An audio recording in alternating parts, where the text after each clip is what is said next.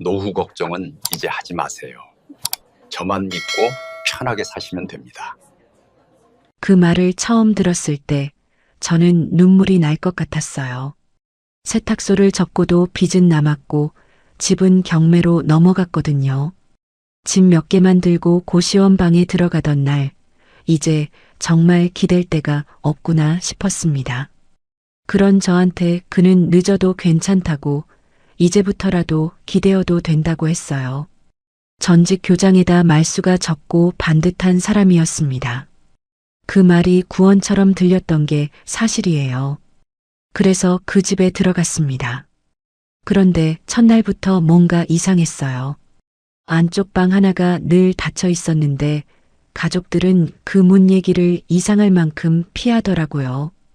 재혼하고 2달이 지나도록 신혼 같은 건 없었습니다. 어느 순간부터 저는 밥을 먹이고 약을 챙기고 밤중에 부축하는 사람이 되어 있었어요. 그들은 처음부터 저를 아내 자리가 아닌 다른 자리로 데려온 걸까요? 시작 전 구독과 좋아요로 함께 해주시고 어느 지역에서 듣고 계신지 댓글로 한 번씩만 남겨주세요. 그곳에 행복이 닿길 바라겠습니다. 세탁소 문을 마지막으로 닫던 날이 아직도 생생합니다. 16회를 그 자리에서 버텼습니다. 남편이 갑자기 세상을 떠나고 나서도 저는 그 가게를 놓지 않았습니다. 혼자서 기계를 돌리고 혼자서 손님을 받고 혼자서 장부를 썼습니다. 그게 제가 살아있다는 증거 같았거든요. 그런데 사람 힘으로 어쩔 수 없는 일이 있더라고요. 재개발 바람이 불면서 주변 상가들이 하나둘 비워지기 시작했고 손님은 절반으로 줄었다가 다시 절반이 됐습니다. 대출 이자를 막으려고 적금을 깼고 적금이 바닥나자 지인한테 손을 벌렸습니다. 그것도 다 쓰고 나서야 저는 처음으로 인정했습니다. 더는 안 되겠구나 하고요. 빚 정리를 하고 나니 집이 남지 않았습니다. 20년 넘게 살던 아파트가 경매로 넘어가는 날, 저는 이삿짐 센터도 부르지 않았습니다. 큰 짐은 다 정리했고 들고 갈 수 있는 것만 챙겼습니다. 캐리어 하나, 종량제 봉투 2개. 그게 전부였습니다. 경비 아저씨가 나오다가 저를 보고 뭔가 말을 하려다 그냥 고개를 숙였습니다. 저도 말이 없었습니다. 그냥 걸었습니다. 고시원은 지하철역에서 걸어서 7분 거리였습니다. 복도에 들어서는 순간 락스 냄새와 묵은 습기가 섞인 공기가 확 올라왔습니다. 방은 제가 쓰던 욕실보다 조금 컸습니다. 창문은 있었지만 열면 옆 건물 벽밖에 안 보였습니다. 침대 하나, 작은 책상 하나, 그게 다였습니다. 저는 캐리어를 벽 쪽에 세워두고 침대에 그냥 앉았습니다. 뭔가를 해야 할 것 같은데 아무것도 하고 싶지 않았습니다. 그날 밤은 참 길었습니다. 옆방에서 누군가 기침하는 소리가 얇은 벽을 뚫고 들어왔고 복도에서 발소리가 지나갈 때마다 저도 모르게 긴장이 됐습니다. 60살 넘어서 이 자리에 앉아 있는 내가 믿기지 않았습니다. 울고 싶었는데 눈물도 안 나왔습니다. 그냥 멍했습니다. 그러다 어느 순간 이런 생각이 들었습니다. 이게 끝이면 어떡하지? 이게 진짜 끝이면. 그렇게 한 달을 버텼습니다. 친구 나영숙이가 전화한 건 그 무렵이었습니다. 나영숙이는 저보다 1살 아래인데 입이 가볍지 않은 사람이에요. 쓸데없이 안쓰럽다는 말을 늘어놓는 스타일도 아니었습니다. 그냥 밥이나 먹자 해서 나갔더니 대뜸 이런 말을 꺼냈습니다. 소라야, 나 아는 분인데. 전직 교장이고 지금 혼자야. 만나볼 생각 없어? 저는 처음엔 그냥 웃었습니다. 웃음이 나왔다기보다는 그런 말에 어떻게 반응해야 할지 몰라서요. 그랬더니 나영숙이가 진지하게 말했습니다. 좋은 분이라고요. 겉만 번지르르한 사람이 아니고 조용하고 반듯하다고요. 형편 따위 캐묻는 사람이 아니라고도 했습니다. 그 마지막 말이 저한테는 좀 걸렸습니다. 형편을 캐묻지 않는다는 게 다 알고 있다는 뜻인 건지, 아니면 정말로 그런 걸 신경 쓰지 않는 사람이라는 건지, 며칠을 망설이다 나갔습니다. 약속 장소는 조용한 한정식 집이었습니다. 이태욱 씨는 이미 와서 앉아 있었습니다. 67이라고 했는데 나이보다 차분해 보였습니다. 머리는 반백이었고 옷차림은 단정했습니다. 말을 많이 하는 사람이 아니었습니다. 제가 어색해서 이것저것 묻자 짧게 대답하고 되려 저한테 물어봤습니다. 요즘 어떻게 지내시냐고요? 그냥 지낸다고 했더니 더 캐묻지 않았습니다. 그게 오히려 편했습니다. 밥을 다 먹고 나서 그가 먼저 말을 꺼냈습니다. 솔직하게 말씀드려도 될까요? 저도 혼자 산 지 오래됐고 이제 나이가 나이니까 함께 살 사람이 필요합니다. 조건이나 형편은 저한테 중요하지 않습니다. 그냥 같이 밥 먹고 같이 살 수 있는 분이면 됩니다. 저는 그 말을 듣고 잠깐 시선을 내렸습니다. 심장이 쿵 하고 내려앉는 것 같았습니다. 슬퍼서가 아니라 오랜만에 사람 온기 같은 걸 느껴서요. 그러더니 그가 조용히 덧붙였습니다. 노후 걱정은 이제 하지 마세요. 저만 믿고 편하게 사시면 됩니다. 그 말이 귀에 꽂혔습니다. 노후 걱정은 하지 말라고요. 그 말이 고시원방 냄새랑 겹쳐지면서 저도 모르게 눈물이 차올랐습니다. 억지로 참았습니다. 처음 만난 자리에서 울 수는 없었으니까요. 그냥 조용히 고개를 끄덕였습니다. 2번 더 만났습니다. 2번 다 짧게 만나고 헤어졌습니다. 그는 압박하지 않았고 서두르지도 않았습니다. 그냥 묵묵하고 점잖았습니다. 나영숙이 말이 맞았습니다. 겉만 번지르르한 사람은 아니었습니다. 재혼을 결심한 건 3번째 만남에서 집으로 돌아오는 버스 안에서였습니다. 특별한 계기가 있었던 건 아닙니다. 그냥 더 버티는 게 무슨 의미가 있나 싶었습니다. 고시원에서 혼자 버티는 게 용기인지 아니면 그냥 고집인지 더 이상 모르겠더라고요. 그리고 솔직히 말하면 무서웠습니다. 이 나이에 몸이라도 아프면 정말 아무도 없겠구나 싶어서요. 혼인신고는 조용히 했습니다. 양쪽 다 2번째 결혼이었고 자녀들한테는 이미 알렸다고 했습니다. 따로 상견례도 없었고 식도 없었습니다. 간단하게 서류 정리하고 짐을 옮겼습니다. 나영숙이 혼자 와서 짐 나르는 걸 도와줬습니다. 고시원 원장한테 방 뺀다고 얘기하는데 그 말을 하면서 속으로 이제 그 방 냄새는 안 맡아도 되겠다 싶었습니다. 태욱 씨 집은 2층 단독주택이었습니다. 동네는 조용했고 집은 오래됐지만 관리가 잘 된 편이었습니다. 현관에 들어서는데 뭔가 공기가 무거웠습니다. 설레야 할 자리인데 그게 잘 안 됐습니다. 태욱 씨는 짐 놓는 걸 도와주고 2층이 우리 방이라고 했습니다. 저는 짐을 정리하다가 한층 내려와서 집을 둘러봤습니다. 그때였습니다. 거실 끝 복도 안쪽에 문이 하나 있었습니다. 다른 방 문들은 다 열려 있거나 반쯤 열려 있었는데 그 방만 꼭 닫혀 있었습니다. 저는 별 생각 없이 태욱 씨한테 물었습니다. 저 방은요? 그가 잠깐 사이를 뒀습니다. 짧은 침묵이었는데 이상하게 느껴졌습니다. 아버지 계신 방입니다. 편찮으셔서 주무시는 중이에요. 나중에 인사드리면 됩니다. 아, 아버님이 계시는구나. 저는 그냥 그렇게 생각했습니다. 편찮으시다고 했으니까 나중에 조용히 인사드려야겠다 싶었습니다. 그런데 그날 저녁 밥을 먹는 내내 그 닫힌 문이 자꾸 머릿속에 걸렸습니다. 뭔지 모르지만 그 문은 처음부터 뭔가 다른 느낌이었습니다. 밤에 잠을 청하려는데 복도 쪽에서 소리가 났습니다.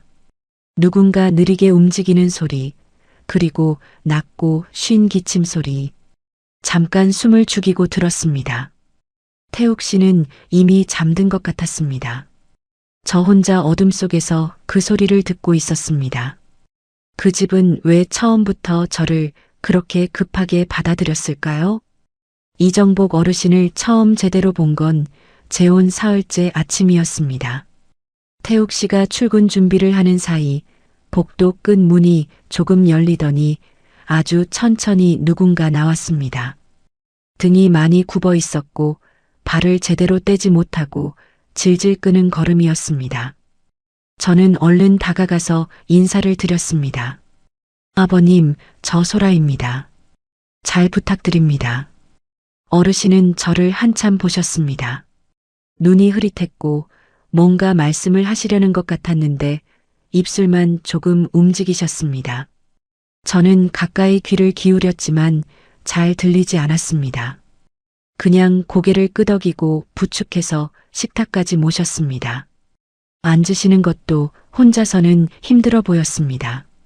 태욱 씨가 나오더니 아무렇지 않은 얼굴로 말했습니다. 아버지 아침은 죽으로 드려야 해요. 이는 안 좋으시고 삼키는 것도 좀 느리세요. 저는 그날 처음으로 어르신 밥을 챙겼습니다. 냉장고에서 죽을 꺼내 데우고 숟가락을 입 가까이 가져가 드렸습니다. 어르신은 천천히 드셨습니다. 중간에 사례가 들여서 등을 두드려 드리기도 했습니다. 태욱 씨는 자기 밥을 먹으면서 핸드폰을 봤습니다. 그게 이상하다고 바로 느끼지는 못했습니다. 새로운 사람이니까 잘 보이고 싶었고 어른을 공경하는 건 당연한 일이라 생각했으니까요. 그냥 내가 먼저 챙기면 되지 했습니다. 그런데 그게 하루 이틀이 아니었습니다. 아침마다 어르신 죽을 드리는 건 자연스럽게 제 몫이 됐습니다. 약도 챙겨야 했습니다. 아침에 3알, 점심에 1알, 저녁에 2알. 처음엔 태욱 씨가 약 이름을 알려줬는데 며칠이 지나니까 그 얘기도 꺼내지 않았습니다. 제가 알아서 하는 걸 당연하게 여기는 눈치였습니다. 며느리 서민경이 오는 날이 있었습니다. 재혼하고 열흘쯤 지났을 때였습니다. 그녀는 현관에 들어서면서 제게 방긋 웃었습니다. 어머님 잘 지내셨어요? 어머님 덕분에 저희가 진짜 안심이에요. 그 말이 처음엔 그냥 인사말처럼 들렸습니다. 그런데 그날 민경 씨가 오면서 한 일이 뭔지 아세요? 과일 한 봉지 들고 와서 거실 소파에 앉아 1시간쯤 있다가 갔습니다. 어르신 방에 들어가지도 않았습니다. 저한테 이것저것 부탁만 했습니다. 다음 주 병원 예약 좀 확인해 달라고, 약이 떨어지면 미리 타놔야 한다고, 어르신이 밤에 화장실 가실 때 혼자 두면 위험하다고요. 저는 고개를 끄덕이며 다 들었습니다. 그러면서 속으로 이상하다 싶었습니다. 아들 내외가 따로 사는 건 알겠는데 이렇게 가볍게 왔다 가는 게 맞나 싶었거든요. 어르신이 저 상태면 자식들이 더 신경을 써야 하는 거 아닌가 하고요. 아들 이준석 씨를 제대로 본 건 그 이후였습니다. 키가 크고 말끔한 인상이었습니다. 인사를 하는데 표정은 웃고 있었지만 눈은 좀 달랐습니다. 저를 훑어보는 것 같은 시선이었습니다. 악수를 하면서 잘 부탁드립니다. 어머님이라고 했는데 그 말이 왠지 저한테 하는 말이 아니라 저한테 맡기는 말처럼 들렸습니다. 준석 씨도 그날 1시간도 안 있다가 갔습니다. 그렇게 한 달이 됐습니다. 그 한 달 동안 제 하루가 어땠는지 말씀드릴게요. 아침 6시 반에 일어나서 어르신 기침 소리가 들리는지 먼저 확인했습니다. 소리가 나면 복도로 나가 방문 앞에서 잠깐 기다렸다가 노크를 했습니다.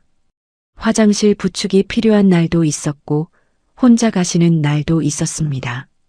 그 다음 죽을 끓이거나 데우고 태욱 씨 아침도 같이 차렸습니다.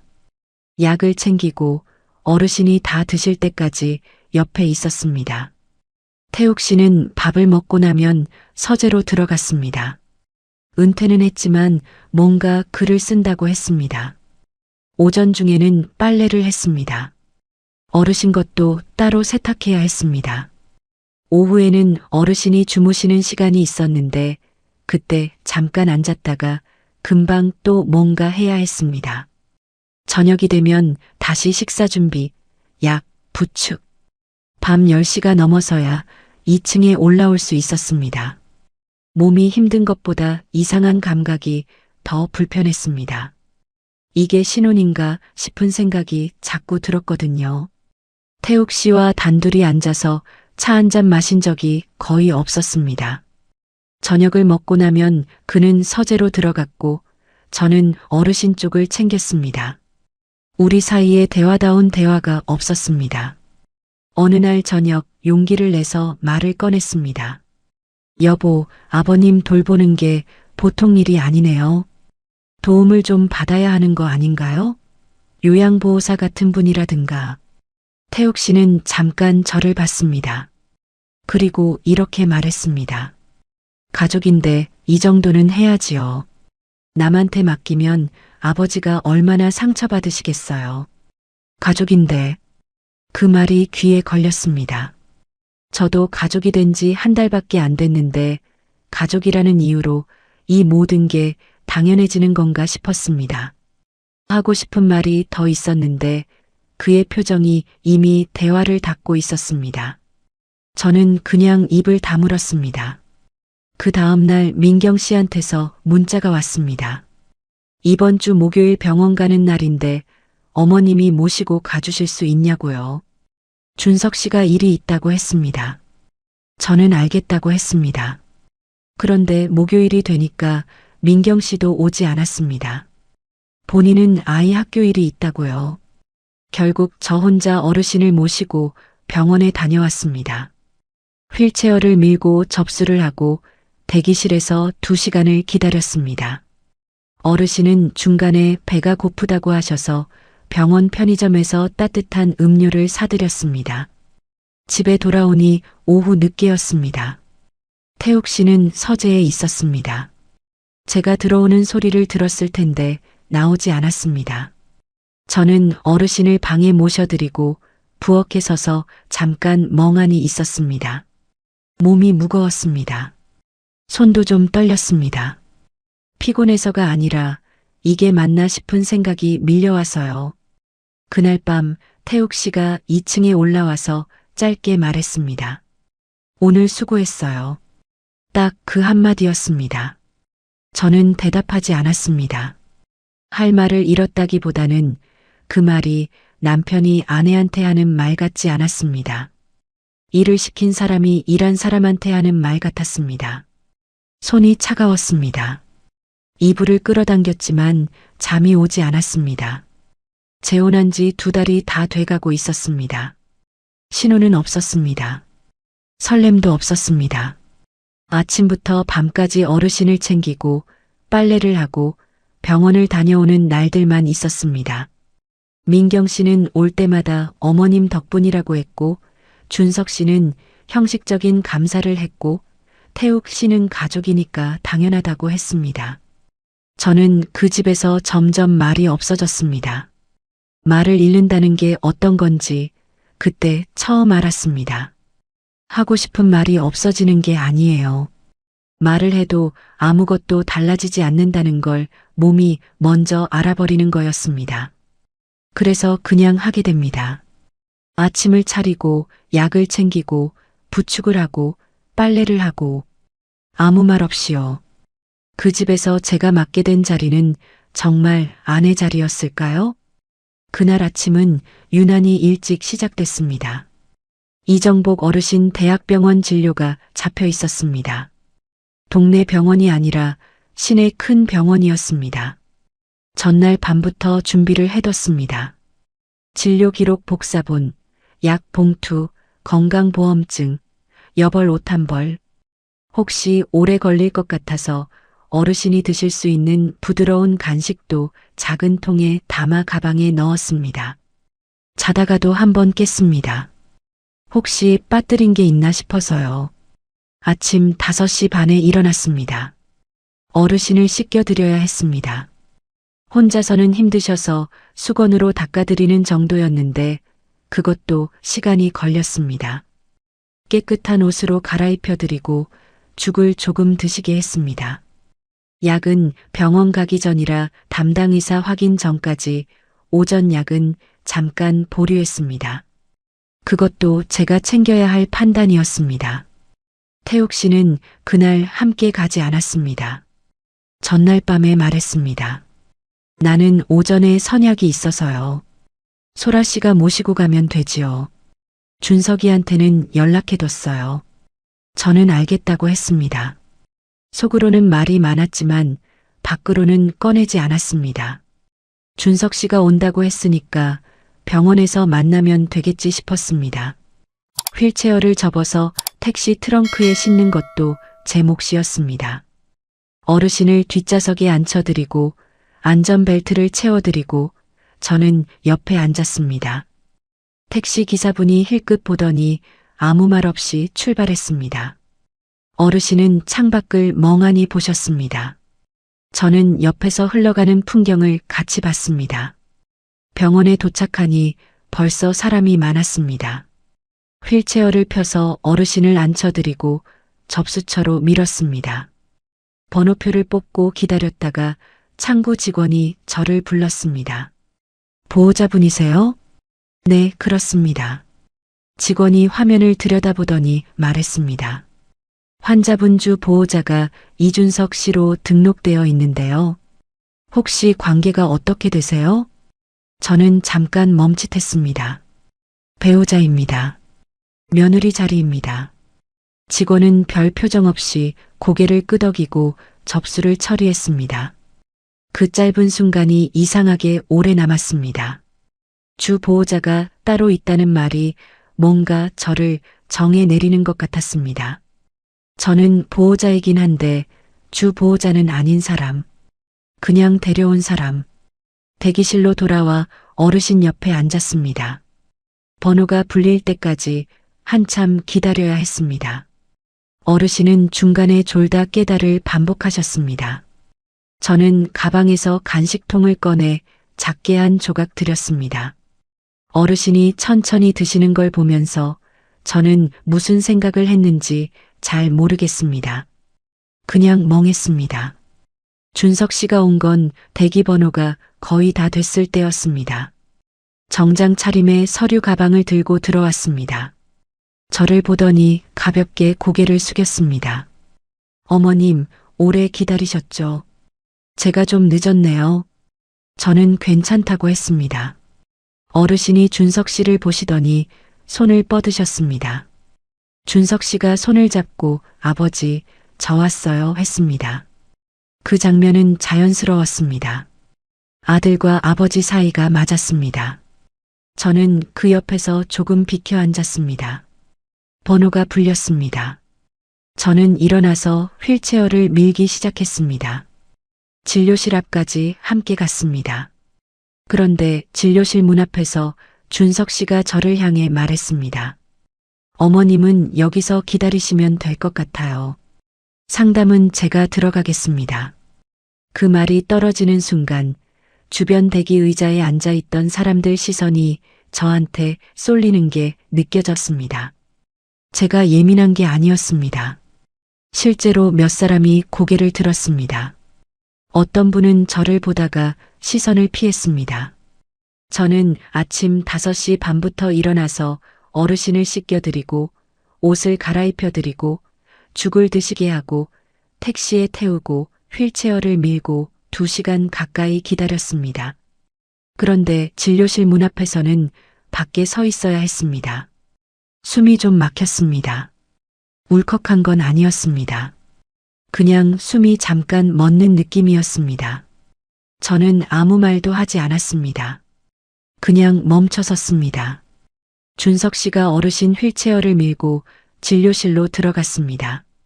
문이 닫혔습니다. 저는 대기실 의자에 가서 앉았습니다. 가방을 무릎 위에 올려놓고 손을 그 위에 얹었습니다.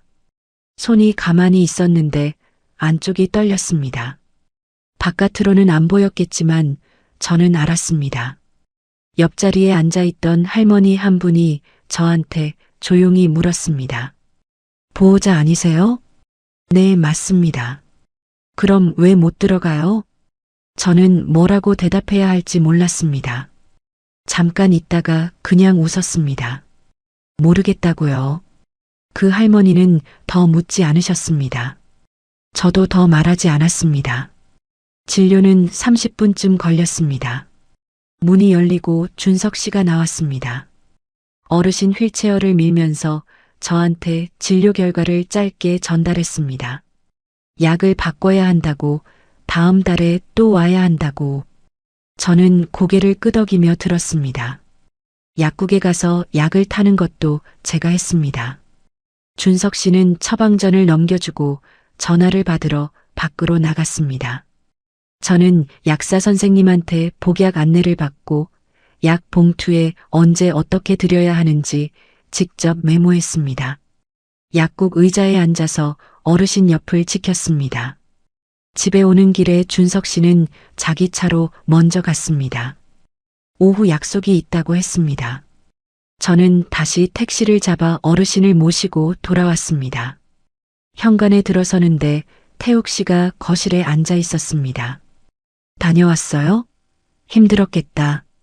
저는 신발을 벗으면서 대답했습니다. 네.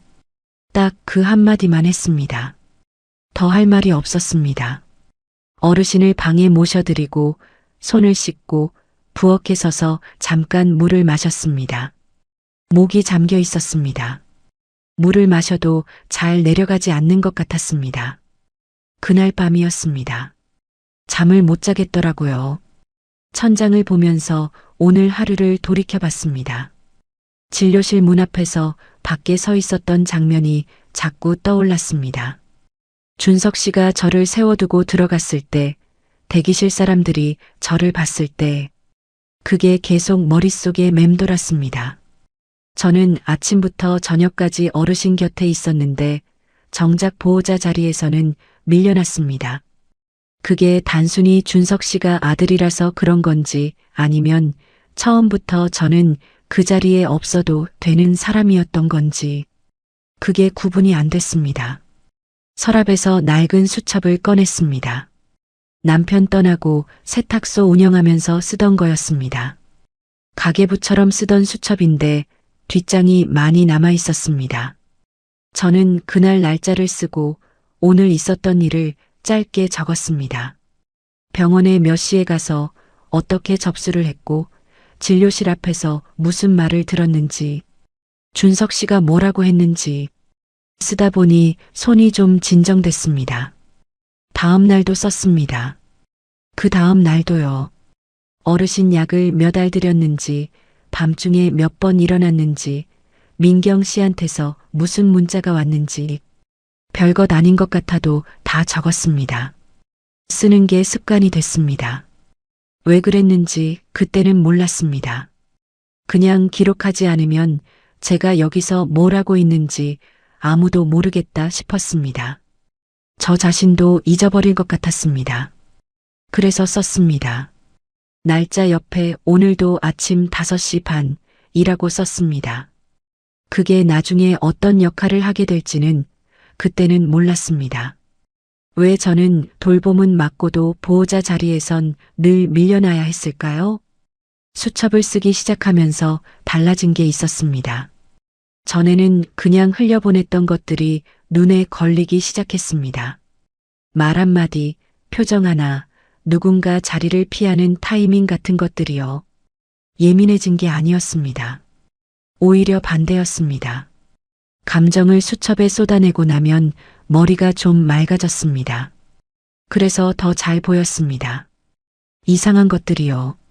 그러던 어느 날이었습니다. 어르신 방 청소를 하다가 방 안쪽 서랍장이 반쯤 열려 있는 걸 봤습니다. 어르신이 무언가를 꺼내려다 그냥 두신 것 같았습니다. 저는 정리하려고 서랍을 열었습니다. 안에는 약 봉투 몇 개와 병원 영수증, 그리고 서류 봉투 하나가 있었습니다. 별 생각 없이 서류 봉투를 들었는데 겉면에 적힌 글자가 눈에 들어왔습니다. 장기요양 등급 판정 관련 서류였습니다. 저는 잠깐 멈췄습니다. 그리고 봉투 안을 열어봤습니다. 판정 날짜가 적혀 있었습니다. 제가 이 집에 들어오기 훨씬 전이었습니다. 몇 달 전 날짜였습니다. 서류 내용은 길고 복잡했지만 제가 알아볼 수 있는 부분은 분명했습니다. 상시 돌봄이 필요하다는 내용이었습니다. 혼자서 일상생활을 유지하기 어려운 상태라는 판정이었습니다. 저는 그 자리에 서서 그 서류를 2번 읽었습니다. 그러니까 태욱 씨는 알고 있었다는 겁니다. 아들 준석 씨도 알고 있었고 며느리 민경 씨도 알고 있었을 겁니다. 이미 판정이 나와 있었으니까요. 상시 돌봄이 필요한 어르신이 집에 계신다는 걸 저는 재혼하고 나서야 알았는데 그들은 몇 달 전부터 알고 있었습니다. 그리고 저는 그 몇 달 뒤에 이 집에 들어왔습니다. 손이 조금 떨렸습니다. 서류를 다시 봉투에 넣고 서랍에 넣었습니다. 청소를 마저 했습니다. 아무렇지 않은 척했지만 머릿속은 계속 돌아가고 있었습니다. 그날 저녁 수첩에 적었습니다. 장기요양 판정 서류, 날짜, 내용 요약. 짧게 썼습니다. 손이 떨려서 글씨가 좀 삐뚤어졌습니다. 그 뒤로 며칠이 지났습니다. 민경 씨가 또 왔습니다. 이번에는 아이를 데리고 왔습니다. 초등학생쯤 돼 보이는 아이였는데 어르신 방에 잠깐 들어가 인사를 드리고는 거실에서 핸드폰을 봤습니다. 민경 씨는 부엌에서 저랑 같이 차를 마셨습니다. 이런저런 이야기를 하다가 민경 씨가 핸드폰을 들고 잠깐 자리를 비웠습니다. 전화가 온 것 같았습니다. 저는 부엌에서 컵을 씻고 있었습니다. 물소리 때문에 처음엔 잘 안 들렸습니다. 그런데 물을 잠그고 나니까 복도 쪽에서 민경 씨 목소리가 들렸습니다. 통화 중이었습니다. 목소리를 낮추긴 했는데 집이 크지 않으니까 들렸습니다. 그러니까요. 이번엔 좀 오래 버틸 것 같아요. 저는 손을 멈췄습니다. 전부는 2달도 안 됐잖아요. 이번엔 좀 다른 것 같아서요. 전분. 그 말이 귀에 꽂혔습니다. 저 이전에 누군가 있었다는 말이었습니다. 그리고 그 사람은 2달도 안 됐다고 했습니다. 버텼다는 표현을 썼습니다.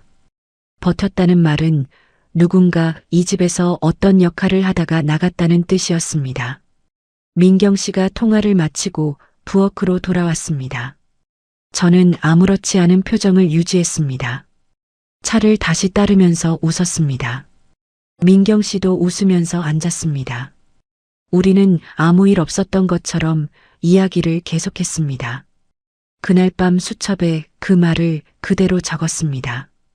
이번엔 오래 버틸 것 같다고, 전부는 2달도 안 됐다고, 날짜를 쓰고 옆에 물음표를 하나 크게 그었습니다. 잠이 안 왔습니다. 천장을 보면서 생각했습니다. 처음부터 다시 짚어봤습니다. 나영숙이가 저를 소개시켜 준 게 언제였는지, 태욱 씨가 형편을 묻지 않았다는 게 처음엔 배려처럼 느껴졌는데 지금 생각하면 다른 것 같았습니다. 형편을 물을 필요가 없었던 거 아닐까요? 어차피 이 집에 들어오면 자연스럽게 어르신을 돌보게 될 테니까요. 고시원에서 혼자 버티는 저한테 노후 걱정은 하지 말라고 했습니다. 그 말이 얼마나 크게 들렸는지 저는 압니다. 그 말 한마디에 저는 무너졌습니다. 아니, 기댔습니다. 그게 계산된 말이었다면, 처음부터 저 같은 처지의 사람을 노린 거였다면, 숨이 잘 안 쉬어졌습니다. 이불을 걷어내고 일어나 앉았습니다.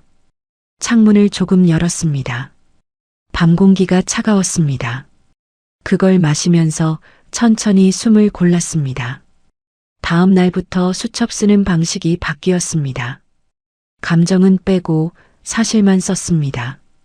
몇 시에 일어났는지, 어르신한테 무슨 약을 몇 알 드렸는지, 병원을 몇 번 갔는지, 누가 무슨 말을 했는지 민경 씨 문자 내용도 옮겨 적었습니다. 태욱 씨가 한 말도 날짜 옆에 썼습니다. 가족인데 이 정도는 해야지라는 말도 썼습니다. 오늘 수고했어요. 딱 그 한마디 뿐이었다는 것도 썼습니다. 병원 다녀온 날은 따로 표시했습니다. 몇 시에 출발했고 몇 시에 돌아왔고 준석 씨가 진료실에 들어갈 때 저한테 뭐라고 했는지도 썼습니다. 어르신 약 처방이 바뀐 날도 기록했습니다.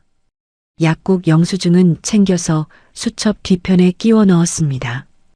핸드폰 문자도 다시 봤습니다. 민경 씨한테서 온 것들, 준석 씨한테서 온 것들, 병원 예약 확인해 달라는 것, 약 미리 타놔 달라는 것, 이번 주는 못 간다는 것, 삭제하지 않고 닫았습니다. 하루하루가 쌓였습니다. 수첩 뒤편이 채워지면서 저는 제가 이 집에서 무슨 일을 해왔는지 눈으로 볼 수 있게 됐습니다. 재혼한 날부터 그날까지 빠진 날이 거의 없었습니다. 어르신이 편찮으셨던 날, 밤중에 3번 일어났던 날, 택시 타고 응급실 문 앞까지 갔다가 돌아온 날도 있었습니다. 그날도 태욱 씨는 서재에 있었습니다. 기록을 들여다보면서 저는 처음으로 숫자가 아닌 무게를 느꼈습니다. 이게 쌓였구나. 내가 이걸 다 해왔구나. 그리고 이게 아무도 모르게 그냥 사라지면 안 되겠구나 싶었습니다. 어느 저녁이었습니다. 태욱 씨가 서재에서 나오다가 제가 식탁에서 수첩을 들여다보는 걸 봤습니다. 뭐 써요? 그냥 메모요. 태욱 씨는 더 묻지 않았습니다. 냉장고를 열었다가 닫고 다시 서재로 들어갔습니다. 저는 수첩을 덮었습니다. 가방 깊숙한 곳에 넣었습니다. 그때부터 수첩은 항상 가방 안에 있었습니다. 제가 그걸 왜 가방에 넣었는지 그때는 뚜렷하게 설명할 수 없었습니다. 그냥 그래야 할 것 같았습니다. 이게 있으면 안 될 것처럼, 누군가 보면 곤란한 것처럼 그런 느낌이 들었습니다. 그리고 그 느낌 자체가 이미 답이었을지도 모릅니다. 저는 사랑받으러 들어온 게 아니라는 걸 이미 몸이 알고 있었던 것 같습니다. 처음부터 저를 아내가 아니라 돌봄자리로 데려온 거라면 저는 언제 돌아서야 할까요? 그날도 병원 가는 날이었습니다. 전달에 담당 의사가 다음 달에 다시 오라고 했으니까 예약은 이미 잡혀 있었습니다. 준비는 당연히 제 몫이었습니다. 전날 밤에 서류를 챙기고 약 봉투를 확인하고 어르신 여벌 옷을 가방에 넣었습니다. 자다가 한번 깼습니다. 지난번처럼 뭔가 빠뜨릴까 봐요. 그게 습관이 돼 있었습니다. 병원 가는 전날 밤엔 꼭 한 번씩 깼습니다. 아침 5시 반. 일어나서 어르신 방 쪽에 귀를 기울였습니다. 조용했습니다. 6시가 조금 안 돼서 방문을 조심스럽게 노크했습니다. 어르신이 이미 깨어 계셨습니다. 눈을 뜨고 천장을 보고 계셨습니다. 저를 보시더니 입술을 조금 움직이셨습니다. 말씀은 잘 안 나오셨지만 알아보신다는 건 알 수 있었습니다. 씻겨드리고 옷을 갈아입혀 드렸습니다. 죽을 조금 드시게 했습니다. 그날따라 어르신이 잘 안 드셨습니다. 몇 숟가락 드시다가 고개를 저으셨습니다. 억지로 드릴 수 없으니까 따뜻한 물이라도 조금 드시게 하고 약은 병원 다녀오고 드리기로 했습니다. 그것도 제가 판단해야 했습니다. 물어볼 사람이 없었으니까요. 태욱 씨는 그날도 함께 가지 않았습니다. 전날 밤에 이미 말했습니다. 오전에 지인 만날 약속이 있다고요. 저는 알겠다고만 했습니다. 더는 왜 안 가냐고 묻지 않았습니다. 물어봐도 달라지는 게 없다는 걸 이미 알았으니까요. 택시를 불렀습니다. 휠체어를 접어서 트렁크에 싣고 어르신을 뒷좌석에 앉혀드렸습니다. 안전벨트를 채워드리고 저도 탔습니다. 기사분이 출발하면서 백미러로 한번 봤습니다. 저는 창밖을 봤습니다. 병원 도착해서 접수를 했습니다. 이번엔 직원이 주 보호자 얘기를 꺼내지 않았습니다. 그냥 접수 처리가 됐습니다. 번호표를 받아들고 대기실로 갔습니다. 대기실은 그날도 사람이 많았습니다. 어르신을 휠체어에 앉혀드리고 저는 옆 의자에 앉았습니다. 가방을 무릎 위에 올렸습니다. 수첩이 가방 안에 있었습니다. 손이 그 위에 얹혔습니다. 민경 씨가 온 건 한 30분쯤 지나서였습니다. 이번엔 준석 씨 없이 혼자였습니다. 가볍게 손을 흔들면서 걸어왔습니다. 어르신한테 인사를 드리고 제 옆에 앉았습니다. 잠깐 조용히 있다가 민경 씨가 말을 꺼냈습니다. 어머님도 이제 이런 건 익숙해지셔야죠. 저희도 맨날 올 수가 없으니까요. 저는 그 말을 듣고 잠깐 시선을 내렸습니다. 익숙해지셔야 한다고요. 그 말이 이상하게 오래 머물렀습니다. 익숙해진다는 게 뭔가요? 아침 5시 반에 일어나는 게 익숙해지는 건가요? 혼자 택시 타고 병원 오는 게 익숙해지는 건가요? 진료실 문 앞에서 밖에 세워지는 것도요. 저는 아무 말도 하지 않았습니다. 그냥 앉아 있었습니다. 민경 씨는 핸드폰을 꺼내 들었습니다. 번호가 불렸습니다. 저는 일어나서 휠체어를 밀기 시작했습니다. 민경 씨도 따라 일어섰습니다. 진료실 쪽으로 걸어가는데 복도가 좁아서 휠체어 옆으로 나란히 걸을 수 없었습니다. 저는 앞에서 밀고 민경 씨는 뒤를 따라왔습니다. 진료실 문 앞에 섰습니다. 문이 아직 닫혀 있었습니다. 안에서 이전 환자 진료가 끝나길 기다렸습니다. 그 잠깐 사이에 민경 씨가 저한테 말했습니다. 어머님은 여기 계세요. 저 들어가서 상담할게요. 지난번과 똑같은 말이었습니다. 준석 씨 대신 민경 씨가 하는 것만 달랐습니다. 저는 그 말이 떨어지는 순간 이번엔 달랐습니다. 뭔가가 올라왔습니다. 울컥이 아니었습니다. 차갑고 단단한 것이었습니다. 속에서 뭔가가 자리를 잡는 느낌이었습니다. 저는 가방을 열었습니다. 수첩을 꺼냈습니다. 그리고 수첩 뒤편에 끼워뒀던 메모 몇 장도 꺼냈습니다.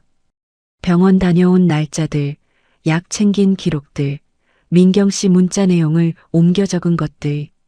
민경 씨가 제 손을 봤습니다. 표정이 조금 굳었습니다. 저는 조용히 말했습니다. 목소리를 높이지 않았습니다. 떨지도 않았습니다. 잠깐요. 드릴 말씀이 있습니다. 대기실에서 몇 사람이 고개를 들었습니다.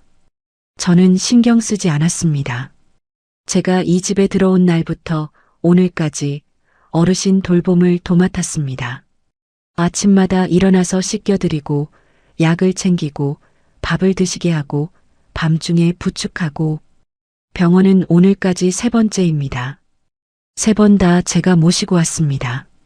민경 씨가 뭔가 말하려 했습니다. 저는 멈추지 않았습니다. 지난번에 준석 씨가 진료실 앞에서 저를 밖에 세웠습니다.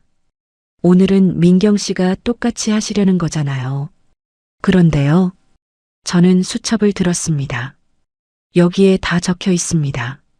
제가 어르신한테 무슨 약을 언제 드렸는지, 밤중에 몇 번 일어났는지, 병원에 몇 시에 와서 몇 시에 돌아갔는지, 어르신 담당 의사 선생님이 바꾼 처방 내용도 있고, 제가 직접 약사 선생님한테 들은 복약 안내도 여기 있습니다. 그런데 정작 진료실엔 제가 못 들어가는 거예요? 민경 씨 얼굴이 붉어졌습니다. 주변 시선이 느껴졌습니다. 복도 쪽 의자에 앉아있던 어떤 분이 우리 쪽을 바라봤습니다. 저는 한 박자 쉬었습니다. 그리고 말을 이었습니다. 저는 아내로 재혼한 줄 알았습니다. 그런데 아니었습니다. 저는 그 집에서 공짜 간병인이었습니다. 그 말을 하는데 목이 잠기지 않았습니다. 손도 떨리지 않았습니다. 오히려 처음으로 숨이 제대로 쉬어지는 것 같았습니다. 민경 씨는 한동안 아무 말도 못했습니다. 주변을 의식하는 게 눈에 보였습니다. 체면부터 살피는 눈빛이었습니다. 작게 기침을 하더니 목소리를 낮췄습니다. 어머님, 여기서 이러시면 곤란하잖아요. 우리 나가서 얘기해요. 저는 고개를 저었습니다. 곤란한 게 뭔지 저는 잘 모르겠습니다. 저는 그냥 사실을 말한 겁니다. 그때 진료실 문이 열렸습니다. 안에서 간호사 선생님이 환자 이름을 불렀습니다. 저는 수첩을 가방에 넣고 휠체어를 밀었습니다. 진료실 안으로 들어갔습니다. 민경 씨는 잠깐 멈칫하더니 뒤따라 들어왔습니다. 아무 말 없이요. 진료는 담담하게 진행됐습니다. 저는 의사 선생님 질문에 직접 대답했습니다. 어르신이 최근 어떻게 지내셨는지, 약은 잘 드셨는지, 밤중에 움직임은 어땠는지, 수첩을 꺼내 날짜별로 확인하면서 말했습니다. 의사 선생님이 저를 보면서 꼼꼼하게 챙기셨네요, 했습니다. 저는 그냥 고개를 끄덕였습니다. 민경 씨는 진료 내내 거의 말이 없었습니다. 병원을 나오면서 민경 씨가 주차장 쪽으로 걸어가다가 뒤를 돌았습니다. 어머님, 오늘 일은 저도 생각해 볼게요. 저는 택시를 부르면서 짧게 말했습니다. 네, 저도 생각해 볼 게 있습니다. 집에 돌아오는 택시 안에서 어르신이 창밖을 보고 계셨습니다. 저는 그 옆에서 가방을 무릎 위에 올렸습니다. 수첩이 안에 있다는 게 느껴졌습니다. 그 무게가 전과는 달랐습니다. 뭔가를 품고 있는 무게였습니다. 집에 들어와서 어르신을 방에 모셔드리고 부엌에 서서 물을 한 잔 마셨습니다. 오늘 제가 한 말들이 귓속에서 한 번 더 돌았습니다. 공짜 간병인이었다고. 그 말이 대기실 한가운데서 나왔다는 게 아직도 실감이 안 났습니다. 후회는 없었습니다. 이상하게도요. 태욱 씨는 그날 저녁 늦게 들어왔습니다. 민경 씨한테 연락이 간 것 같았습니다. 표정이 평소와 달랐습니다. 밥을 먹으면서 아무 말도 안 했습니다. 저도 하지 않았습니다. 식탁이 무거웠습니다. 밥을 다 먹고 나서 태욱 씨가 말을 꺼냈습니다. 오늘 병원에서 무슨 일이 있었다고요? 저는 젓가락을 내려놓았습니다. 오해가 아닙니다. 사실을 말했습니다. 태욱 씨가 잠깐 저를 봤습니다. 그리고 아무 말도 하지 못했습니다. 시선을 피했습니다. 그날 밤 진짜 망신당한 사람은 과연 누구였을까요? 병원에서 돌아온 다음 날 아침이었습니다. 저는 평소처럼 5시 반에 눈이 떠졌습니다. 몸이 이미 그 시간에 익어 있었습니다. 알람이 없어도 그 시간이 되면 저절로 눈이 열렸습니다. 그게 습관이 된 지 꽤 됐습니다. 저는 천장을 보면서 잠깐 그대로 있었습니다. 오늘은 일어나지 말아야겠다고 생각했습니다. 어르신 방 쪽에서 기척이 들렸습니다. 저는 눈을 감았습니다. 그리고 다시 떴습니다. 몸이 먼저 일어나려 했습니다. 2달 동안 몸에 밴 것이었습니다. 저는 그 몸을 붙잡았습니다. 오늘은 아니다. 오늘은 먼저 생각을 해야 한다. 태욱 씨는 옆에서 자고 있었습니다. 숨소리가 고르게 들렸습니다. 어젯밤에 저한테 시선을 피하더니 그냥 잠든 사람이었습니다. 저는 그 숨소리를 들으면서 생각했습니다. 이 사람 옆에서 내가 몇 번이나 더 이 새벽을 맞아야 하는 걸까요? 답이 나왔습니다. 더는 아니다 싶었습니다. 그게 격한 결심이 아니었습니다. 소리가 없었습니다. 그냥 조용히 왔습니다. 물이 그릇에 가득 차면 넘치는 것처럼요. 어느 순간 이미 다 차 있었고 어젯밤에 조용히 넘쳤습니다. 저는 이불을 걷고 일어났습니다. 어르신 방에 먼저 갔습니다. 문을 조심스럽게 열었습니다. 어르신이 깨어 계셨습니다. 저를 보시고 또 입술을 움직이셨습니다. 저는 가까이 다가가서 손을 잡았습니다. 차가웠습니다. 이불을 좀 더 끌어올려 드렸습니다. 어르신, 오늘 아침은 제가 챙겨드릴게요. 죽을 데우고 약을 챙겼습니다. 마지막으로 챙긴다는 생각을 하면서요. 어르신이 천천히 드시는 걸 옆에서 지켜봤습니다. 중간에 사례가 들려서 등을 두드려 드렸습니다. 그 손이 떨리지 않았습니다. 그냥 조용히 두드렸습니다. 식사가 끝나고 어르신을 방에 모셨습니다. 이불을 덮어드리고 잠깐 손을 잡고 있었습니다. 어르신이 저를 보셨습니다. 눈이 흐릿하셨지만 뭔가 아시는 것 같았습니다. 저는 웃었습니다. 진짜 웃음이었습니다. 건강하세요, 어르신. 방문을 닫고 2층으로 올라갔습니다. 짐을 쌌습니다. 많지 않았습니다. 이 집에 들어올 때도 많지 않았으니까요. 옷 몇 벌, 세면도구, 수첩, 핸드폰 충전기. 캐리어에 넣으니까 반도 안 찼습니다. 그 나머지 공간이 이상하게 눈에 들어왔습니다. 2달 동안 이 집에 있었는데 제 것이 이것밖에 없었습니다. 짐이 없는 게 아니라 처음부터 제가 자리를 만들지 않았던 것 같았습니다. 아니, 만들 수 없었겠지요. 캐리어 지퍼를 닫는데 태욱 씨가 2층으로 올라왔습니다. 제 손을 보더니 멈춰 섰습니다. 소라 씨, 지금 뭐 하는 거예요? 저는 캐리어를 세워놓고 돌아섰습니다. 나갑니다. 태욱 씨 얼굴이 굳었습니다. 어제 일 때문에 그러는 거예요? 민경이가 좀 실수한 거잖아요. 오해예요. 저는 고개를 저었습니다. 오해가 아닙니다. 저도 처음엔 오해인가 싶었습니다. 그런데 아니더라고요. 소라 씨가 너무 예민하게 받아들이는 거예요. 살다 보면 그런 일도 있는 거지. 예민하게 받아들인다는 말. 그 말도 수첩에 적어야겠다 싶었습니다. 그런데 이제 적지 않아도 됐습니다. 제 머릿속에 이미 새겨졌으니까요. 태욱 씨, 저는 조용히 말했습니다. 저는 2달 동안 매일 새벽 5시 반에 일어났습니다. 어르신 씻겨드리고 죽 드리고 약 챙기고 밤중에 부축했습니다. 병원은 3번 혼자 모시고 갔습니다. 그런데 진료실엔 2번 다 밖에 세워졌습니다. 장기요양 판정 서류는 제가 들어오기 전부터 나와 있었더라고요. 그것도 저한테 말씀을 안 하셨잖아요. 태욱 씨는 말이 없었습니다. 저를 데려온 이유가 뭔지 이제는 압니다. 모른 척 할 수 없습니다. 그게 아니에요. 소라 씨를 그렇게 생각한 적 없어요. 목소리가 조금 높아졌습니다. 저는 흔들리지 않았습니다. 흔들리지 않는다는 게 차갑다는 게 아니었습니다. 그냥 이미 결정이 서 있으니까 말이 들어올 틈이 없었습니다. 저는 나갑니다. 이혼 절차는 변호사 통해서 진행할게요. 캐리어를 들고 계단을 내려왔습니다. 태욱 씨가 뒤따라 내려왔습니다. 거실에서 또 말을 걸었습니다.